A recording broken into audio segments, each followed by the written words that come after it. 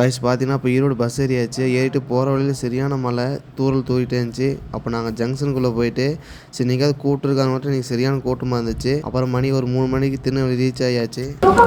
4 மணிக்கு டீ சாப்பிட்றோம்.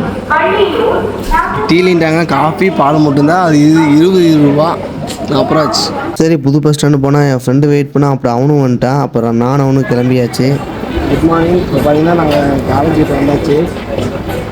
டீச்சர்ஸ்ட்டு காலேஜுக்கு போகலாம். காலங்கத்தில் காசு இருக்குது எவ்வளோ நல்லா இருக்குதுங்களா, சூப்பராக இருக்குது. சர்க்கிள் பேர் பாருங்கள். பேக் டு காலேஜ் வந்தாச்சு. நாங்கள் ஒரு 1.5 மாதம் லீவ் விட்டாங்க. 1.5 மாதம் லீவ் கவர் இப்போ தான் காலேஜுக்கே போகிறோம். அது எப்படி இருக்குது 1.5 மாதம் இருக்கிறோம் வெறியாகுது நல்லா போகிறோன்ட்டு. ரொம்ப இதாக இருக்குது. 1.5 மாதம் லீவ் விட்டாங்க. ஜாலியாக என்ஜாய் பண்ண வந்து காலேஜுக்கு போகிறது ரொம்ப மனசு கஷ்டமாக இருக்குது. சாப்பாடுன்னு ஒன்று போடுவாங்க அவரு, அதுக்கு மேலே போகிறது பேசாங்க. சாப்பாடு தான் எங்களுக்கு பிடிக்காது. அவள் சாப்பிட்ணும் தான் ரொம்ப கஷ்டமாக இருக்குது. இன்னும் சன்லைட் சூப்பராக இருக்குது பாருங்கள். ஐஸ் காலேஜுக்குள்ளே வந்தாச்சு. ஸோ காலேஜ் வந்தாச்சு. ஆனால் என்ன இப்போ எதுக்கு வந்தானா, காலேஜ் வாடானா இந்த செகண்ட் இயர் பொண்ணுங்களாம் வந்திருப்பாங்க. நீ சைட் அடிக்க வர. நான் அப்படி சொல்லவே இல்லை, எனக்கு அதுக்கு சம்மந்தமே இல்லை. சைட் அடிக்க வர அப்படிங்கிறான். போய் சொல்கிறாங்க இவங்களாம் உருப்பிடுவானா.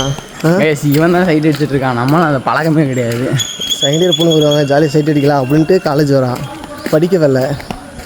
ஐஸ் ஹாஸ்டலுக்குள்ளே ரூமுக்குள்ளே வந்தாச்சு. பார்த்தீங்கன்னா தூங்கிட்டு இருக்கிறான். இனிமேல் குளிச்சுட்டு ரெடியாகி கிளாஸுக்கு போகிறோம். ஓகே தண்ணி போட்டுடல. நான் குளிக்க ரெடியாகிறான். போனுங்க பாரு, தூங்கி எழுந்துருக்கிறான். உங்களுக்கு சோம்பேறி நாகிது மொட்டைனங்க.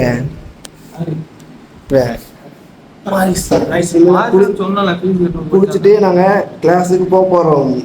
ஓகே ஆகு போட்டு வந்துருப்போம்ல அங்கேருந்து.